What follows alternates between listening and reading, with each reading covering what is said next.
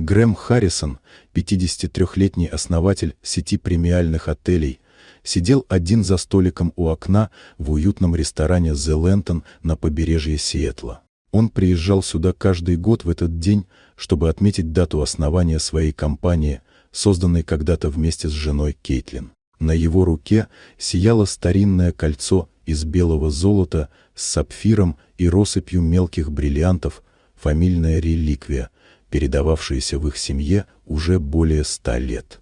Когда к нему подошла официантка, молодая девушка по имени Хейли, ей было около 20, с каштановыми волосами и задумчивыми глазами, Грэм даже не поднял взгляд. Но, наполняя бокал вином, девушка вдруг замерла, посмотрела на кольцо и сказала, почти шепотом: «Прошу прощения, сэр, но у моей мамы точно такое же кольцо».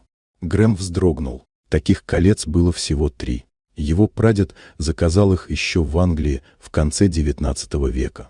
Одно было у него, второе пропало вместе с его братом Патриком во время экспедиции в Исландию, третье, как он верил, было похоронено вместе с Кейтлин, погибшей в автокатастрофе 20 лет назад.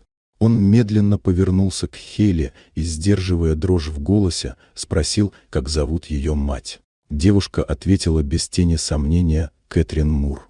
Он побледнел. Кейтлин тоже раньше носила фамилию Мур. Ему стало трудно дышать. Он спросил, сколько лет ее матери. 48, ответила она.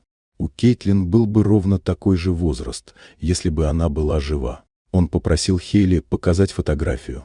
Девушка достала телефон и показала недавний снимок. Грэм застыл. Это была она. Постаревшая, с другими глазами, с иным взглядом, но это была она.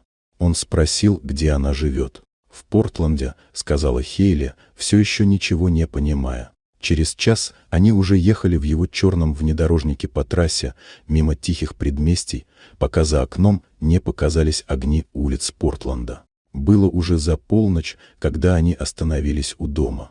Дверь открылась почти сразу.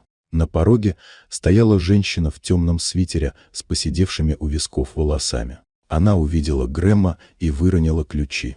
Он прошептал ее имя, Кейтлин, и в этот момент время словно остановилось.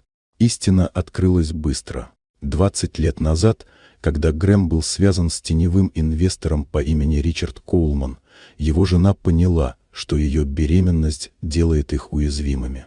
После одного звонка с угрозами она инсценировала свою смерть, чтобы защитить себя и будущего ребенка. Она сбежала, изменила имя и начала новую жизнь вдали от опасности. Когда Коулман умер при загадочных обстоятельствах, она могла бы вернуться, но не знала как. Страх, стыд и боль сдерживали ее.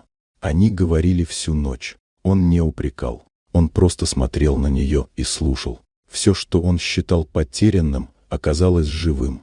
Спустя 3 года в отеле на берегу Тихого океана в Окленде Грэм и Кейтлин вновь поженились. Хейли шла с ними по аллее в белом платье под звуки скрипки. А кольцо, когда-то разделившее их судьбы, теперь снова стало символом начала. Вот такая удивительная история. Дорогие друзья, если вам понравилось видео, поставьте лайк, а также подписывайтесь на канал, впереди еще много интересного.